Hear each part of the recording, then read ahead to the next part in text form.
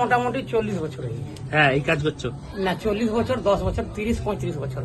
আচ্ছা আচ্ছা, আমাকে কেউ ফেরি করতে শিখাই, যে কি একটা কাজ করলো আমাকে নিয়ে গেল, সেটা দেখো।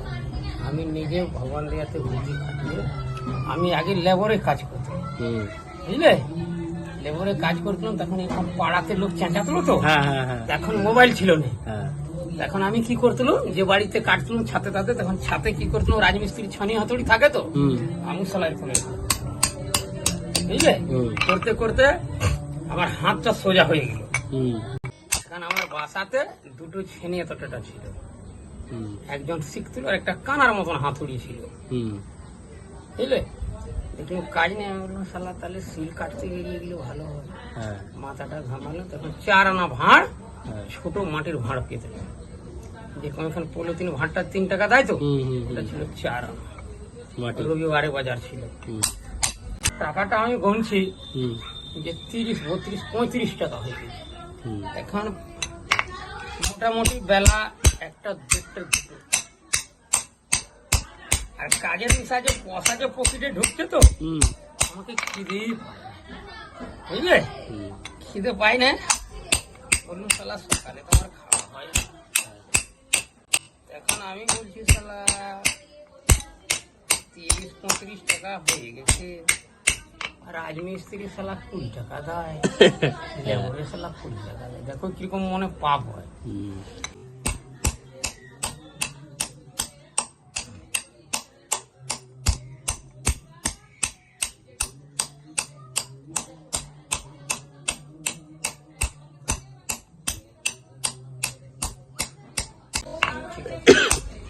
বললাম চল শালা কালীতলাতে, ওখানে ভালো মুড়ি চপ, আমি জানি না রবিবার এখানে দোকান বন্ধ, দিচ্ছি দোকানটা বন্ধ।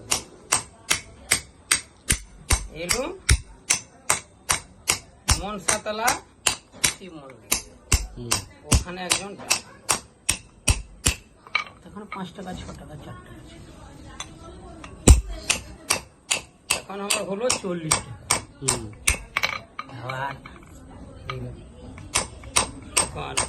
আমি নতুন নতুন তো বাড়ির লোকের ব্যবহার কি করে জানবো, খাঁচাতে এখন অন্য পাখি, ভোঁয়ারের পাখি ওই যে ক্যাঁচ ক্যাঁচ করতে আরম্ভ করলো, বুঝলি না। এখন ও পিঁড়ার পাখি বলতে, শালা আমার ঘরের কাছে তুমি ক্যাঁচ ক্যাঁচ করছি, থাকি তো জলাদিকে থাকি, কালকে রে তুমি থাকে পরের আধীনে, আমি থাকি শালা নিজের বাসা করে।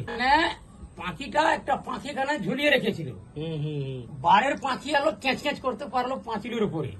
এখন ও পাখিটা বলছে যে হ্যাঁ রে, থাকিস তো তোরা শালা গাছ বিরিখে জলা দিকে, আমার ঘরের কাছে কেন ক্যাঁচ ক্যাঁচ। ও পাখিটা কি বলছে রে আমি নিজে বাসা করেছি, তুই পরের ঘনে আছে।